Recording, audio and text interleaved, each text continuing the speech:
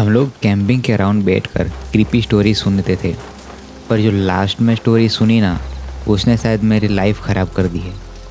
मैं चाहता हूँ कि मैं सीधे पॉइंट पर आ जाऊँ, पर थोड़ा कॉन्टेक्स्ट देना ज़रूरी है, वरना मज़ा नहीं आएगा। मैं अच्छे से ब्रीफ करने की कोशिश करूँगा। कॉलेज टाइम से ही हम फ्रेंड्स के कोर ग्रुप से साल में एक बार कैंपिंग ट्रिप पर जाना ट्रेडिशन बना लिया था। हाँ, ओरिजिनल आइडिया नहीं है, आई नो, पर यह सब एक बहाना था छोटा सा सबसे दूर जाकर चिल करने का। हम नेचर लवर तो नहीं थे, पर ग्रुप में ये एक्टिविटी अच्छी लगती थी। हर साल सेम लोग नहीं होते थे, एक्स पार्टनर्स आते जाते थे, कोई एग्ज़ाम या कोई पर्सनल रीजन से नहीं आ पाता था, और कभी कभी छोटी मोटी लड़ाइयों की वजह से भी कुछ फेसेस मिसिंग होते थे। फिर भी हम कुछ लोग हमेशा मैनेज कर लेते थे। ब्रेंडा, मिशेल और लिलियाने, जो पता नहीं कब से साथ में थे, डेनिस, मोर्गोट और मैं। जब हम ग्रेजुएट हो गए तब शेड्यूल बनाना मुश्किल हो गया था, पर हम फिर भी मैनेज कर लेते थे। बस 2 साल पहले की पेंडेमिक ने एनुअल कैंपिंग स्ट्रैक को ब्रेक कर दिया था। उसके बाद तो लोगों के एक्सक्यूज़ मिलने लगे कि क्यों नहीं आ सकते। हम चैटिंग और हैंगआउट्स तो करते थे, पर कैंपिंग नहीं हो रही थी। पर इस साल डिफरेंट था। ये तो सारे सितारे एक साथ आ गए थे, या शायद हम सब अपनी अडल्ट लाइफ में आकर थोड़ा नॉस्टैल्जिक फील कर रहे थे सिंपलर टाइम के लिए। तो हम 6 लोगों ने डेट लॉक कर दी। 2 दिन और 2 रातों का प्लान बना, जैसे पहले होता था, बिल्कुल सिंपल। हम कोई स्पेशल एक्टिविटी नहीं करते थे, बस अगर आसपास कोई इंटरेस्टिंग जगह हो तो देख लेते थे। पर एक चीज़ हम हमेशा करते थे, फर्स्ट नाइट कैंपिंग के अराउंड बैठ के स्कैरी स्टोरी सुनना। सेकंड नाइट को भी अगर कोई इंस्पायर्ड हो तो। और अल्कोहल, दारू का रोल इसमें होता था कि नहीं, वो आप सोच लो। सच कहूँ तो हमारी स्टोरी से कोई ज़्यादा डर नहीं पाता था। मैं खुद बहुत ट्राई करता था, पर मोस्टली वो फ़नी, इलॉजिकल और चंपी टाइप की होती थी। गूज़बम कम और हंसी ज़्यादा आती थी, जो बुरा नहीं था, पर इस साल अलग था। कहानी में आगे बढ़ाऊँ उससे पहले मुझे एक बात बतानी है। जहाँ तक मुझे, बेंद्रा, मिशेल और लिलियाना और मोर्गोट को पता था, ये ट्रिप सिर्फ 6 लोगों के लिए प्लान हुई थी। पर जब डेनिस फाइनली हमारी मीटिंग स्पॉट पर आया लेट एज यूजुअल, तो हम शॉक हो गए थे, क्योंकि वो एक एक्स्ट्रा पर्सन को अपने साथ लाया था। ऐसा इंसान जिसका जिक्र उसने कभी किसी से नहीं किया था, और वो पूरे ट्रिप के लिए जंगल में हमारे साथ रहने वाली थी। उसका नाम था लीज। अगर ये कॉलेज के दिनों में हुआ था तो बहुत ऑकवर्ड हो जाता, कोई रैंडम इंसान हमारे ग्रुप को डायनामिक को ख़राब कर देता। पर अब हम बड़े हो गए हैं, और दूसरी बात, हम एक दूसरे की पर्सनल लाइफ में इतना अप टू डेट नहीं रहते थे जितना पहले रहते थे। होना तो ये चाहिए था कि वो बता देता कि हे, मैंने एक ऐसी लड़की को ला रहा हूँ जो तुम पहले कभी नहीं मिले, तो प्लीज़ कूल रहना। पर गैंग ने जल्दी उस बात को भुला दिया, शायद इसलिए क्योंकि उन्हें न्यू लोगों से मिलने का मौका कम ही मिलता है। और डेनिस की बात हो रही थी, तो गैंग ने नेचुरली डिसाइड किया कि लीज को वेलकम फील करवानी है। शायद मैं भी वैसा ही फील करता अगर एक चीज़ ना होती तो। मैं एक रात पहले डेनिस से फ़ोन पर बात की कि ट्रिप की पॉइंटलेस चीज़ों के बारे में। उसने ना तो लीज का या किसी और के आने का हिंट दिया था, और ना ही वो एबनॉर्मल साउंड कर रहा था। पर डेनिस हमसे उस दिन मिला तो वो मुझे थोड़ा छिपा हुआ और परेशान लगा। हो सकता है वो पूरे मामले को लेकर थोड़ा एम्बेरेस्ड हो, इसलिए वो आंख मिलाने से भी थोड़ा कतरा रहा था। या फिर उसकी गर्लफ्रेंड, अगर वो थी तो, ने उसे ज़बरदस्ती उसे साथ लाने को मजबूर किया हो। मुझे कुछ तो अजीब लगा। मैं लेकिन चुप रहना ही ठीक समझा। सोचा कि अनकम्फर्टेबल सवाल नहीं पूछने चाहिए और ड्रामा नहीं क्रिएट करना चाहिए, जो कि हम हमेशा अवॉइड करते थे। थोड़ी छोटी छोटी बातें हुई, ऑब्वियसली थोड़े एसेंशियल चेक के लिए, और फिर हम 2 घंटे तक पैदल चलते रहे। फिर एक डिसेंट स्पॉट पर टेंट लगाए, रात होने से जस्ट पहले। कैंप फायर और लीज की स्टोरी। अच्छी आग जलाने और कुछ ड्रिंक पीने के बाद हमने सोचा कि टाइम आ गया है क्रीपी स्टोरी सुनने का, जैसे हम पहले करते थे। सब एंथुसियास्टिक तो नहीं थे, शायद उन्हें लग रहा था कि वो अब बड़े हो गए हैं। फिर भी सब ने ट्रेडिशन निभाने की कोशिश की। अगर स्टोरी बोरिंग भी होती तो कम से कम वो लीज के लिए आइस ब्रेकर का काम तो करती। मोर्गोट, जो मेरे लेफ्ट में बैठी थी, ने पहले शुरू की। उसने अपने फ्रेंड के साथ हुए मिल्डी अनसेटलिंग इंसिडेंट के बारे में बात बताया। वो स्टॉकर का शिकार हो गया था डेटिंग ऐप पर। मॉर्गेट ने अपडेट दिया कि अरेस्ट हो गई थी, पर स्टोरी में कुछ नया नहीं था, बस एक और चीप इंसान। फिर ब्रेंडा की टर्न आई, जो मॉर्गेट के लेफ्ट में थी। उसने बेसिकली एक मूवी की स्टोरी सुना दी, जो शायद उसने सोचा होगा कि कम लोगों के पता होगी। पर इस बार माइकल, जो हमारे ग्रुप में हॉरर एक्सपर्ट था, उसने उसकी तारीखों से खिल्ली उड़ाई। मुझे शायद याद आया कि पहले ऐसे कमेंट पर ब्रेंडा गुस्सा होकर जा सकती थी। मुझे डर लगा कि माइकल के इस हार्मलेस जोक से मूड ख़राब हो न जाए, पर सरप्राइज, ब्रेंडा हंसी, ग्लास ऊपर किया और बोली, all right, you got me, और ड्रिंक पी गई जैसे सज़ा मिल गई हो। अब तुम जाओ next, let's see what's you got नेड। उसने मजाक में कहा। माइकल, जो मेरे राइट में बैठा था, हंस पड़ा। उसने अपनी बाहें ऊपर की, क्योंकि वो मौका नहीं छोड़ता था अपने दोस्तों को डराने का, खासकर जब उसके पास फुल अटेंशन हो। पर वो अपनी स्टोरी शुरू करे उससे पहले डेनिस बोल पड़ा, एक्चुअली क्या ये लीज पहले जा सकती है? उसने पूछा। न माइकल को देखा और ना ही लीज की तरफ इशारा किया, पर हम सब समझ गए कि वो लीज की बात कर रहा था। इसको कुछ शेयर करना है सबके साथ। माइकल ने गुस्से वाला फेस बनाया और जल्दी से बोला, ओके श्योर। पर मैं देख सकता था कि स्पॉटलाइट छीन जाने से वो थोड़ा नाराज़ था। पर डेनिस ने जिस तरीके से बात बोली, उसे माइकल और बाकी सबका अटेंशन पक्का मिल गया था। क्विक नोट, हम सब ऐसे बैठे थे क्लॉकवाइज। ऊपर से शुरू करें तो लीज मेरे बिल्कुल सामने थी, उसके लेफ्ट में डेनिस, फिर लिलियाने, माइकल और मैं, फिर मॉर्गेट और ब्रेंडा। तो चलो सुनाओ स्टोरी, माइकल ने चैलेंजिंग टोन में कहा। लिलियाने ने स्कर्ट खींचकर उसे शांत रहने का इशारा किया। लीज ने सिर हिलाया जब उसने माइकल की बात सुनी। उसकी आंखें मेरे और उसके बीच में जल रही थी, आग पर थी। ये एक स्टोरी नहीं है, ये एक ड्रीम था जो मैंने देखा, या nightmare I guess. Hope that's all right. Michael ने मेरी तरफ देखकर आंखें घुमा दी। वो परेशान था कि ड्रीम का एक्सक्यूज़ उसे कितना भी डरावना डिटेल डालने का आज़ादी दे सकता था। लिलियाना ने उसे कोहनी मारी कि तुम रूड ना बने। बाकी सब ने तुरंत ओके बोल दिया, पर मूड थोड़ा चेंज हो गया था। लीज का सीरियस होने का वो ढंग और ये पॉसिबिलिटी कि वो अनजान लोगों के ग्रुप के सामने बहुत पर्सनल चीज़ बताने वाली थी। सिर्फ सिली स्कैरी स्टोरी की जगह ये सब महसूस हो रहा था। उसने गहरी सांस ली और शुरू किया। एक चीख है, पर ऐसी चीख मैंने अपनी लाइफ में कभी नहीं सुनी। मुझे पता है कि वो किसी इंसान की है, मेरे आसपास से आ रही है, पर उसमें कुछ बहुत अजीब और बहुत डर लगने वाला है। उसने अपनी बाहें क्रॉस की और खुद को पकड़ लिया। उसकी आंखें अभी भी आग पर जमी हुई थी, जैसे वो आग में से सही वुड्स ढूंढ रही हो। मैंने ऐसी आवाज़ ना तो रियल लाइफ में सुनी, ना किसी मूवी या गेम में। वो मदद के लिए नहीं चिल्ला रही थी, बस प्योर हॉरर और पेन का एक अजीब रोना है। और जो बात मुझे अंदर से डरा देती है वो ये है कि दिमाग ये सोचता है कि इतना ज़्यादा दर्द किस वजह से हो रहा होगा। अगर वो आवाज़, उसने अपना हाथ उठाया और चेहरे पर रख लिया, सिर्फ आंखें खुली थी। वो आवाज़ इतनी ऊंची है, इतनी ऊंची कि मेरी हड्डियों तक की हिल जाती है और वो रुक जाती है, चलती रहती है और मैं बस वहीं फ्रीज हो जाती हूँ। समझ नहीं आता क्या करूँ। मुझे पता है इस इंसान को हेल्प चाहिए, पर मुझ में हिम्मत नहीं हो रही है कि मैं उसे ढूंढने जाऊँ, क्योंकि मुझे डर है कि मैं क्या देखूँगी। डर लगता है कि मैं कोई ऐसा सीन ना देख लूँ जिसे मेरा दिमाग एक्सेप्ट ना कर पाए। मैं इतनी डर गई हूँ और इतनी घबराहट हो गई है जितनी कभी नहीं हुई कि क्या उस चीख की वजह क्या है। पर वो जितनी देर तक चलती रहती है, लीजा ने हल्का सा अपना सिर हिलाना शुरू किया। जितनी देर तक वो चलती रहती है, उतने ही मैं सोचने लगती हूँ कि ये अभी तक चल कैसे रही है। मुझे पता है कि यह सपना है, पर कुछ तो रियल लगता है।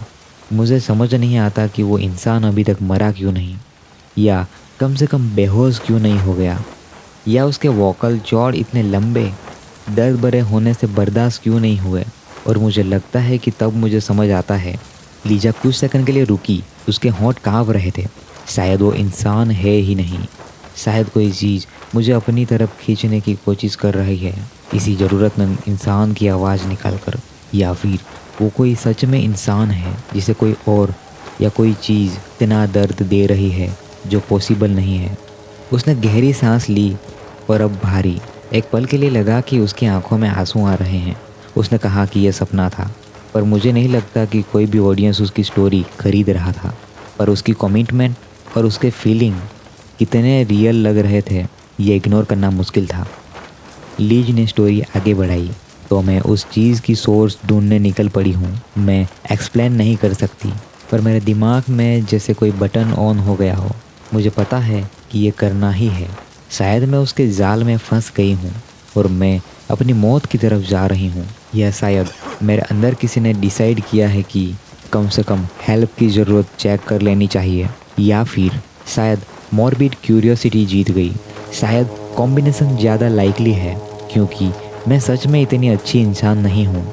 उसके होठ हल्के से टेढ़े हुए, जैसे मुस्कुराहट आ रही हो, पर शायद यह किसी और ने नोटिस नहीं किया था, क्योंकि वो तुरंत आगे बढ़ गई। तो मैं जंगल में चलना शुरू कर देती हूँ। रात का टाइम है और मैं मुश्किल से कुछ देख पा रही हूँ। मुझे लगता है कि मैं कहीं पहुँच ही नहीं पाऊँगी। यह एक कंफर्टिंग थॉट है, मुझे मानना पड़ेगा, क्योंकि इसका मतलब होगा कि मुझे अकेला उस चीज़ के सामना नहीं करना पड़ेगा। अगर तब मुझे रियलाइज़ होता है कि मुझे देखने की ज़रूरत ही नहीं है, जब वो भयानक चीख मुझे अपनी तरफ खींच रही है। हर अगले कदम पर वो और ऊंची जा रही है। अगले ही पल मैं एक खुली जगह पर पहुंच जाती हूं और मेरे सामने एक छोटा काला केबिन है।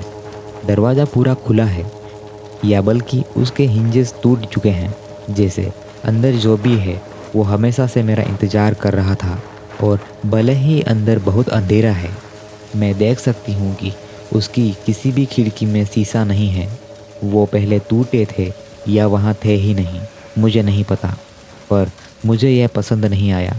क्यों? लिलियाना ने धीमे और डर भरे आवाज़ में पूछा। यह तो क्लियर था कि वो सोच में डर गई थी। लीज को कोई फ़र्क नहीं पड़ा कि किसी ने पहली बार उसकी स्टोरी में इंटरजेक्ट किया था। वो इतनी शांत और अनसरप्राइज थी कि उसकी खाली नज़र लिलियाना से मिली भी नहीं। लीज आगे सुनाती है, क्योंकि दरवाज़ा पूरा खुला है और खिड़कियाँ बंद नहीं है। अंदर जो भी हो रहा है, जो भी रिस्पॉन्सिबल है, वो चाहता है कि मुझे पता चले कि पावर उसके पास है, कंट्रोल उसके पास है, और इस केबिन से कोई भाग नहीं सकता। बाहर से तो ये एक अंडरग्राउंड केबिन लगता है। मुझे पता है कि मैं एक ट्रैप में जा रही हूँ। मुझे पता है कि एक बार मैं अंदर चली गई तो वापस बाहर नहीं निकल पाऊँगी। और मुझे पता है कि मैं कुछ ही पलों में ऐसा देखूँगी या ऐसा दर्द सफरिंग करूँगी या फील करूँगी जो पॉसिबल नहीं होना चाहिए। पर मैं यहाँ तक आ गई हूँ। और दूसरी बात, केबिन के पास आते आते वो चीख इतनी ज़्यादा ऊंची और अनबिलीवेबल हो गई थी कि मैं बस चाहती थी कि वो रुक जाए, चाहे जो भी लगे, भले ही उसकी जगह मुझे लेनी पड़े। मेरा एक हिस्सा इस बात के खिलाफ था कि मैं आगे बढ़ूं, पर मेरा शरीर अपने आप चलता रहा, क्योंकि वो भी जानता था कि यह सब रुकना चाहिए। और यह तब तक नहीं रुकेगा जब तक मैं इसका एंड ना देखूं।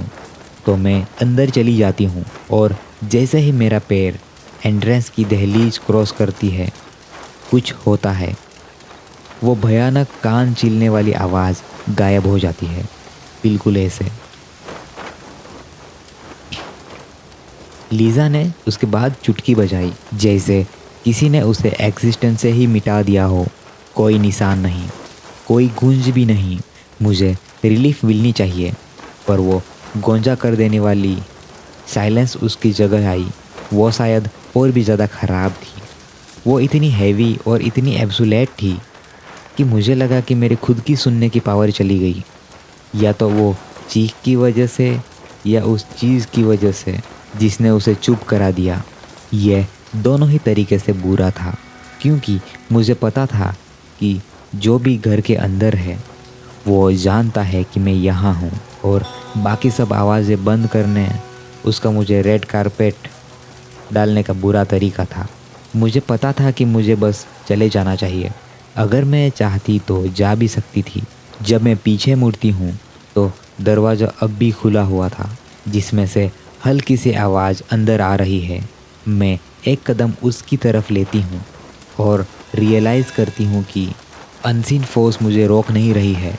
मैं बस जा सकती थी और रात में गायब हो सकती थी। तो तुम क्यों नहीं गई? मॉर्गट ने पूछा। लीज ने उसके बाद कंधे उचकाए, उसके बाद आगे जवाब दिया। शायद वो चीखें वापस आ जाती, हालांकि मुझे नहीं लगता था कि आती। तो फिर क्यों? मॉर्गट ने इंसिस्ट किया।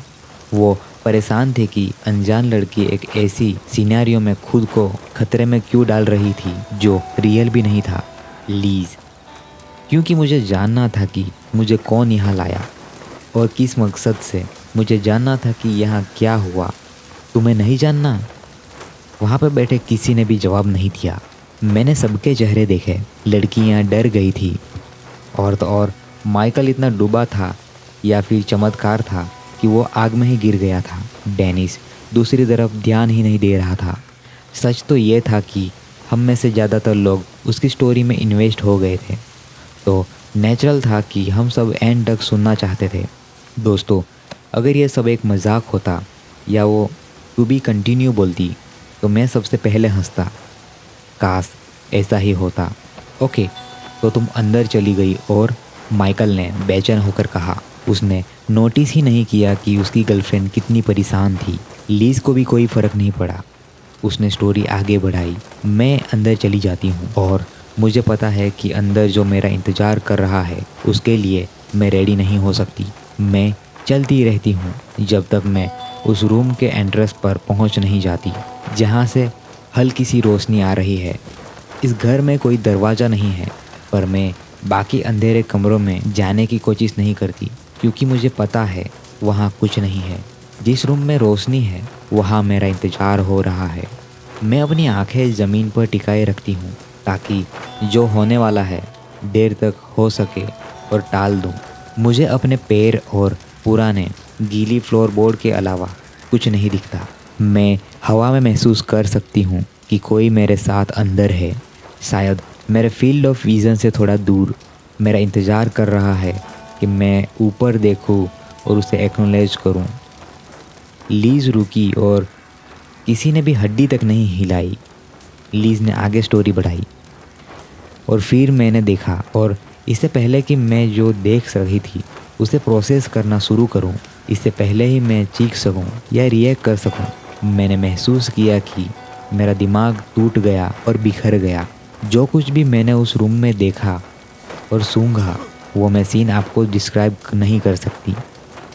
बस मैं अपनी सेंस ऑफ ह्यूमर से बता सकती हूँ, जिसने उस भयानक अनस्पीकेबल इमेज को मेरे बैंक के फैब्रिक से मिटा दिया, पर कुछ निशान बाकी हैं। लीज ने अपना सिर नीचे किया, ग्राउंड में देखने लगी। अगर मैं बहुत कोशिश करूँ तो मैं रूम दे सकती हूँ और किसी हद तक महसूस कर सकती हूँ कि वहाँ क्या है और क्या हुआ, पर मैं उसे असल शब्दों में बयां नहीं कर सकती।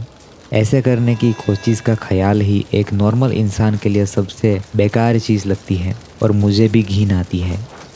लीज ने अपना हल्के से चेहरा रगड़ा, पर मैं बता नहीं पाया कि आंसू पूछ रही थी या नहीं। मुझे लगा कि कहानी ख़त्म हो गई, पर वो चलती रही।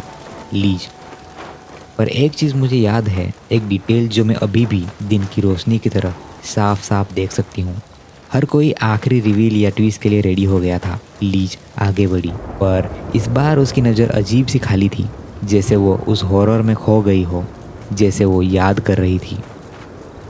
लीज, उस रूम में एक आदमी है, मैं उसका चेहरा देख सकती हूँ और उसके नफरत भर एक्सप्रेशन ही काफ़ी है जानने के लिए कि वो उस चीज़ के लिए रिस्पॉन्सिबल है जो उस कैबिन के अंदर हुई। वही वो था जिसने वो सब इम्पॉसिबल चीखें निकाली।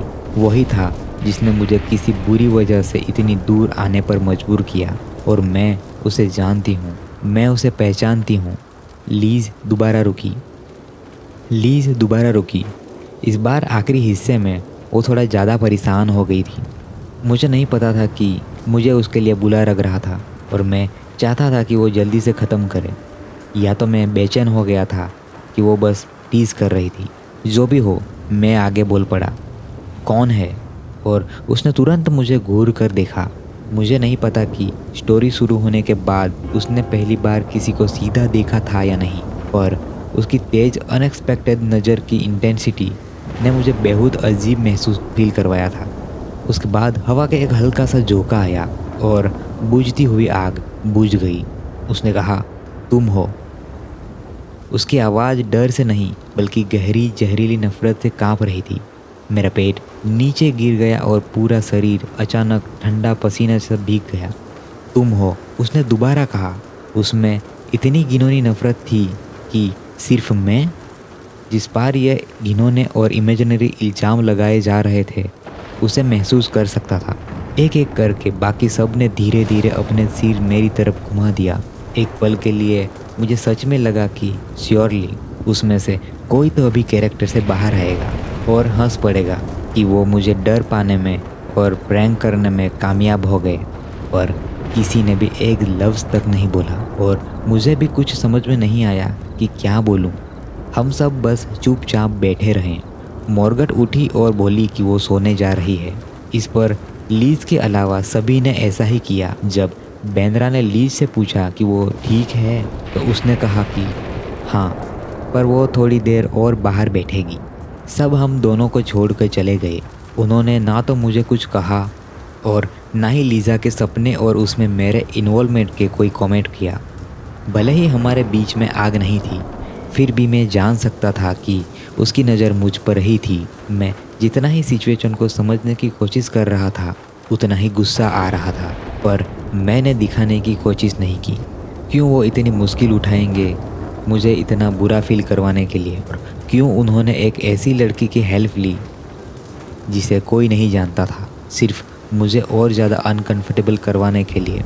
प्रैंक करना समझ आता है, पर यह तो बहुत आगे की चीज़ थी। मैंने किसी के साथ क्या किया था कि जिसके बदले में इतना घिनौना सेटअप रखा था? और सबसे ख़राब बात तो ये थे कि पंचलाइन के बाद भी किसी ने मुझे जोक में शामिल नहीं किया और मुझे अंधेरे में छोड़कर खुश थे। लिटरली, भले ही इससे मेरा पूरा वीकेंड ख़राब हो गया। क्यों वो मेरे साथ कर रहे थे और कैसे हमारे ग्रुप के हर इंसान इतने सीधे चेहरे के साथ इस चीज़ में शामिल हो गए? मैं गुस्सा था, हाँ, पर उनकी बेदर्द और मीनिंगलेस हरकत के वजह से मुझे काफ़ी दुख हुआ। पर मैं एक लफ्ज़ नहीं बोला। अगर वो यही चाहते थे तो मैं इतनी आसानी से सेटिस्फेक्शन नहीं दूंगा। मैं एक बार लीज की तरफ देखा जो तब भी लोग के बेंच पर बैठी थी, मुझसे आंख मिला रही थी। उसके पास और कुछ नहीं था कहने को और ना ही मेरे पास। तो मैं उठा और बिना कुछ बोले अपने टेंट में चला गया। जहाँ तक मुझे पता है वो पूरी रात वहीं बैठी रही।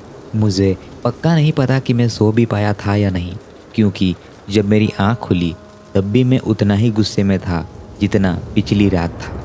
मैं फ़ोन चेक किया तो सुबह के 10 बज चुके थे। हमने उठने का कोई टाइम नहीं रखा था। यूजुअली सब अपनी मर्जी से देर तक सोते थे, फिर ब्रेकफास्ट या लंच बना के खाते थे। मुझे बाहर कोई शोर नहीं सुना तो मैंने सोचा कि मैं शायद सबसे पहले उठा हूँ। मैंने सोचा कि मॉर्निंग वॉक पे चला जाता हूँ दिमाग साफ़ करने के लिए। भले ही पता था कि ज़्यादा हेल्प नहीं मिलने वाली मुझे मॉर्निंग वॉक से। शायद मेरे वापस आने पर वो लोग फाइनली इस सारे नाटक का सच बता देंगे और भले ही मुझे उन सब पर गुस्सा आता रहेगा, एटलीस्ट मुझे पूरा दिन इस बात पर गुस्सा नहीं होना पड़ेगा। जब मैंने टेंट की कैबिन खोली और बाहर निकला तो मेरा दिल रुक सा गया उस मंजर को देखकर। और दूसरे दिन भी मैं शौक में था। सब लोग उठ चुके थे और वो सब अपने सामान और बैग्स के साथ फुल्ली पैक्ड और जाने के लिए रेडी खड़े थे। मुझे नहीं पता कि किस बात से ज़्यादा गुस्सा आया कि वो सब उठ गए, रेडी हो गए और अपने सामान पैक कर लिए बिना मुझे पता चले, या फिर वो सब बस वहाँ खड़े थे चुपचाप मुझे घूर रहे थे और विजिबिलिटी एनॉयड थे, जैसे वो सब मेरे इंतज़ार में घंटों से खड़े हों कि मैं भी वहीं करूं। लीज को छोड़कर जो मेरे टेंट से सबसे दूर खड़ी थी, बाकी सब मेरे तरफ देख रहे थे। हाँ, मैंने टेंट से सिर बाहर निकाल के पूछा, हम कहीं जा रहे हैं? माइकल ने कहा। हाँ, मैंने फ्रस्ट्रेट होकर दोबारा पूछा। मैं चाहता था कि कोई तो मुझे उनमें से डिटेल दे। हाँ, लिलियाना ने जवाब दिया। हम बस तुम्हारा वेट कर रहे हैं। कूल, मैंने कहा, तुम वेट कर सकते हो। मैंने टेंट बंद किया और अपना सामान पैक करने के पहले अपने थॉट्स गैदर करने की कोशिश की। मुझे सुनाई दिया कि वो लोग बाहर बैठे बातें नहीं कर रहे थे, पर मुझे ऐसा महसूस हुआ कि वो लोग मेरे आसपास चक्कर लगा रहे थे, जैसे वो पक्का करना चाहते थे कि मैं चोरी छिपे निकल न जाऊं। शायद ये मेरा वहम था, पर अगर वो इस नाटक को आगे बढ़ाना चाहते थे तो मैं भी वही करूँगा। मेरे सामान पैक करने में मुझे कुछ मिनट लगे, पर मैंने ज़्यादा जल्दी नहीं की। किसी ने हेल्प के लिए नहीं पूछा, जिसने सिचुएशन को और भी ऑकवर्ड बना दिया था। मैं अकेला था जो शोर कर रहा था एंड वो लोग बस चुपचाप इंतज़ार कर रहे थे। पर मुझे ये ऑकवर्डनेस पसंद आई और मैंने उसे बांधने की कोशिश की, क्योंकि मैं भी उन्हें उतने ही अनकंफर्टेबल फील करवाना चाहता था जितना मैं अभी हूँ। वो परेशान तो नहीं लग रहे थे, पर दो लोग तो ये गेम खेल ही नहीं सकते और मैं हार मानने वालों में से नहीं था। जब मैंने बैकपैक पहना तो मैंने पैर से थपथपा कर उन्हें बता दिया कि मैं रेडी हूँ। लीज ने हल्के से मेरी तरफ देखा, पर इस बार उसने आंख नहीं मिलाई और फिर चलना शुरू कर दिया। एक एक करके बाकी सब भी मुझसे दूर हुए और बिना कुछ बोले उसे फॉलो करने लगे। शायद वो लोग मेरे पूछने का इंतज़ार कर रहे होंगे कि हम कहाँ जा रहे हैं, तो मैंने नहीं पूछा। मैं बस पीछे पीछे चलता रहा। ग्रुप में सबसे आखिरी में जब हम चलना शुरू किए तब सुबह के 10:40 हो रहे थे और दोपहर तक हम चल ही रहे थे। जब भी मैं रुकता पानी पीने या जूते का लेस बांधने के लिए, तो वो लोग भी रुक जाते बिना किसी डिस्टेंस का ख्याल किए। और आधे घंटे चलने के बाद मैंने अपना बैकपैक उतारा और पास के एक पेड़ पे टूटे हुए हिस्से पर बैठ गया। मुझे कोई फ़र्क नहीं पड़ा कि वो सब मेरे बिना आगे बढ़ जाएंगे, पर मेरी मायूसी के लिए वो सब तुरंत रुक गए और मेरी तरफ घूम गए। कुछ तो पूरी तरफ मेरी तरफ थे और कुछ साइड से देख रहे थे। सिर्फ लीज ने अपनी पीठ मेरी तरफ रखी। मैंने एक हल्के से आवाज़ में खांसा जो सिर्फ मुझे सुना और हंसा। मैंने अपने हाथ रगड़े, फिर फैलाए, फिर अपने बैग के कुछ स्नैक्स निकाले जिन्हें मैं दुनिया की परवाह किए बिना खा लिया। मुझे उसका टेस्ट नहीं, बल्कि ये सोचकर खुशी हुई कि मेरे एक्शन से उन्हें कितना गुस्सा आ रहा होगा। मैंने कोई निशान नहीं दिया कि मैं जल्दी उठने वाला हूँ। और 10 मिनट तक धीरे धीरे खाने के बाद मुझे लगने लगा कि वो लोग बस चुपचाप इंतज़ार करेंगे, पर मैं गलत था। ब्रेंडा, जो मेरे सबसे पास थी, बोली, तुम वो बाद में भी कर सकते हो, उसने कहा। मैंने उसकी तरफ नहीं देखा। इसके बजाय मैंने धीरे से जोर से फॉइल पैकेजिंग को मसल दिया जिसमें मैंने स्नैक खाया था और उसे अपने बैकपैक में रखने के बाद मैंने अपना हाथ उठाया और कान के पास रखा। नाटक किया कि मुझे सुनाई नहीं दिया। एक लंबी खामोशी छाई रही। मैंने कहा, तुम वो बाद में कर सकते हो। कहाँ, कब, मैंने पूछा। उसके या किसी और के पास कोई जवाब नहीं था। मैंने कंधे उचकाए और एक और प्रोटीन बार निकाला और पहली बार जब हम कैंप से निकले थे मुझे उन लोगों से असल दुश्मनी महसूस हुई जिन्हें मैं अपना दोस्त समझता था। इससे पहले कि मैं पैकेज फोड़ूं, मैंने नोटिस किया कि डेनिस मेरी तरफ चल के आ रहा है और मुझे उस पल पता चला कि मेरा हाथ अपने आप पॉकेट नाइफ की तरफ चला गया जो मेरे अगले वाली पॉकेट में रखी थी। जब वो मेरे पास पहुंचा तब तक मैं खड़ा हो चुका था। तुम्हें जाना है, उसने धीरे से कहा। जाना कहाँ है, मैंने चिल्लाकर और हर शब्द पर जोर देकर सीधा उसके चेहरे पर पूछा। ब्रेंडा, मॉर्गन, माइकल और लिलियाना ने एक कदम मेरी तरफ बढ़ाया। मैंने ट्रिप से कुछ दिन पहले चेक किया था कि एरिया में कौन कौन सा हाइकिंग ट्रेल और इंटरेस्टिंग जगह हैं, क्योंकि मुझे पता था कि कोई इस बात पर ध्यान नहीं देता। मैं क्यूरियोसिटी में अपना होमवर्क करता था, क्योंकि मुझे लगता था कि कूल होगा अगर मैं ही सबके लिए जगह ढूंढूं। पर जिस रास्ते पर लीज हमें चला रही थी वो रास्ते से मैं वाकिफ़ नहीं था। अपने फ़ोन में सेव किए गए स्क्रीनशॉट में देखने के बाद भी मैं यह नहीं बता सकता कि हम कहाँ जा रहे थे। यह सब उनके बड़े प्रैंक का हिस्सा था, जो भी था, पर मैं अब और नहीं खेलना चाहता था और यह मेरे पेट और हो रही लगातार घबराहट के लायक नहीं थे। उन्होंने एक और कदम आगे बढ़ाया। हम बस पहुंचने वाले हैं, डेनिस ने फुसफुसाकर कहा। और उसकी सुबह की गर्म सांस मेरे नाक में बह गई।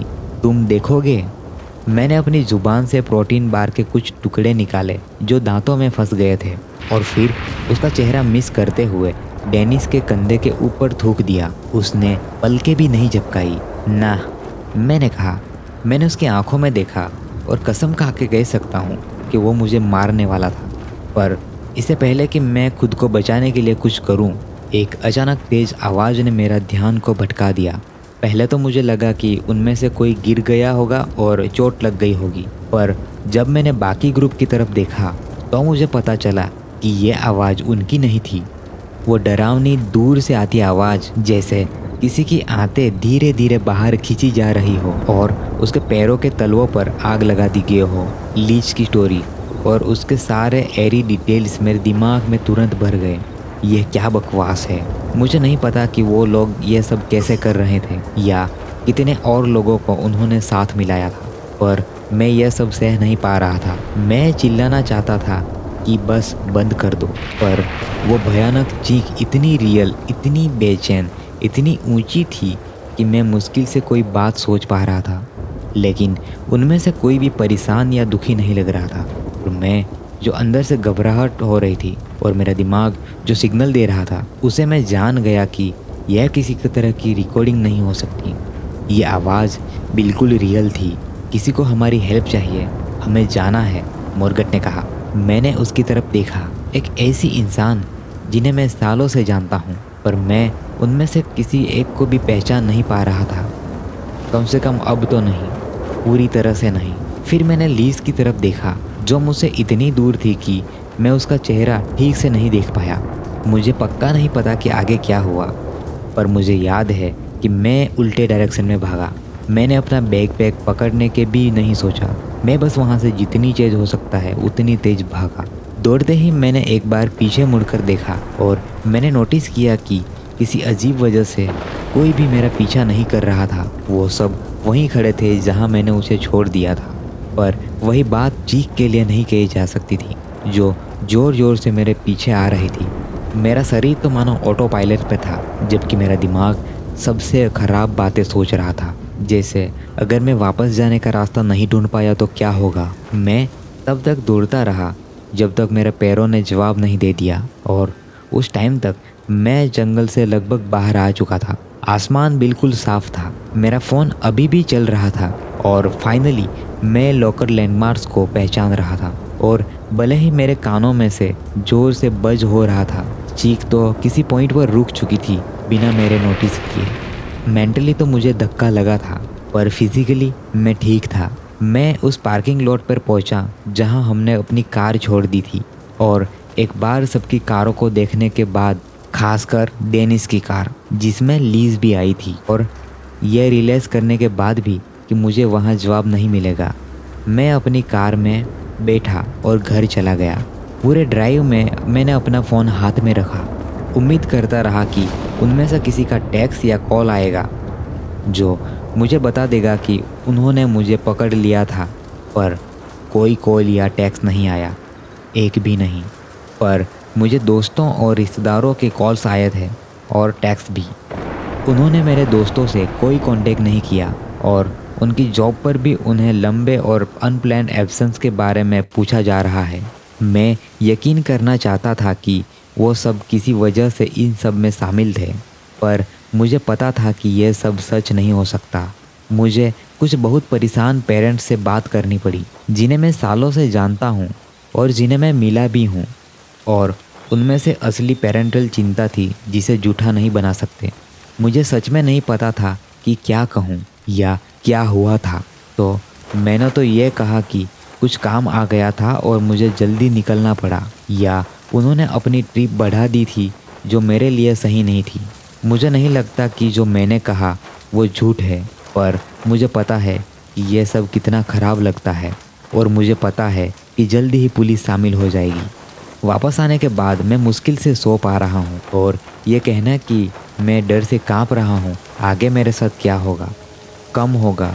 मुझे माफ़ करना अगर ये इनसेंसिटिव लगता है, पर मुझे पता है कि मैंने कुछ गलत नहीं किया। मैंने जो स्टोरी सुनाई ये मैं 2 बार सोच के सुनाई है। एंड मैं पक्के से कह सकता हूँ कि ऐसा ही हुआ था। काश जो उस रात हुआ है वो नहीं होता, पर यह सच है, ये हुआ है और इस वक्त मैं अपने अलावा किसी और की चिंता नहीं कर सकता। टोटल 6 लोग गायब हैं, या कम से कम उन्होंने अब तक कोई साइन नहीं दिया कि वो जिंदा हैं। उनके फ़ोन्स अभी भी ऑन हैं जैसे कि मुझे बताया गया है, पर कोई फ़ोन नहीं उठा था। जब मुझसे पूछा गया कि क्या तुमने उनसे कांटेक्ट करने की कोशिश की, तो मैंने झूठ बोला कि हाँ, जबकि सच तो यह है कि ये आखिरी चीज़ है जो मैं करना चाहता हूँ, क्योंकि कुछ तो मुझे बताते हैं कि वो लोग मेरी कॉल उठाएंगे। डेनिस की माँ के साथ हुई बातचीत सबसे डरा देने वाली थी, क्योंकि जब मैंने उन्हें उसके दोस्त लीजा के बारे में बताया जिसे वो साथ लाया था, तो उन्होंने कहा कि यह नाम तो पहली बार सुन रही हूँ। इसके अलावा उसकी माँ तो एक दिन पहले उसे मिलने भी आई थी। उन्होंने उसके लिए कुछ खाने की चीज़ बनाई थी जो वो सबके लिए लाया और उनके घर पर रात भी बिताई, और अगले दिन सुबह उसे छोड़ा था। और कभी भी किसी भी पॉइंट पर उनकी कार में कोई यंग लड़की नहीं थी, और ना ही उसने किसी और का पिक करने की बात कही थी। मैं डेनिस और उसकी माँ को बहुत लंबे टाइम से जानता हूँ, और मुझे पता है कि वो हमेशा से एक दूसरे से ओपन रहते हैं ज़्यादातर चीज़ों के बारे में, खासकर जब उसके पिता कुछ साल पहले बदन वाली बीमारी से अचानक गुजर गए थे। तो ये लीज कौन थी, डेनिस ने उसे कहाँ से पिक किया और क्यों, और वो क्या चाहती थी, क्या हासिल करना चाहती थी, और मैं ही उसका टारगेट क्यों था। मेरे पास अभी उन सवालों के जवाब नहीं हैं, पर मेरा दिमाग उस अजीब सी स्टोरी की तरफ बार बार जाता है, और सबसे बुरी वजह से लीज की स्टोरी आप खुद देखिए। मैं हर थोड़ी देर में डोज़ॉब हो जाती हूँ। इतना नहीं कि मुझे लगता है मैं सच में रेस्ट कर पाई हूँ, पर इतना तो कि मैं खुद को अंधेरे जंगल में पाती हूँ, अकेली, जबकि एक दूर की तेज़ आवाज़ हवा के साथ आती हुई जितनी ज़्यादा टाइम मुझे उठने में लगता है, उतनी ही वो साफ़ और ऊंची होती जाती है। एक काला केबिन जिसके हिंजेस पर दरवाज़ा नहीं है और खिड़कियों में शीशे नहीं हैं, वही आखिरी चीज़ है जो मैं उठने से पहले हमेशा देखती हूँ। मैं डर रही हूँ कि उस सपने में मैं और क्या सुनूंगी। डर रही हूँ उन चीज़ों से जिन्हें मैं देखूंगी जो मेरे समझ से बाहर होगी। मैं अपने बेड पर लेटी हूँ और डेनिस की आखिरी बात याद करती हूँ, तुम देखोगे, और मैं एक गहरे भयानक डर में डूब जाती हूँ, क्योंकि मुझे उसके शब्दों का मतलब पूरी तरह समझ में आता है। ये एक स्टेटमेंट नहीं थी, बल्कि एक वादा था।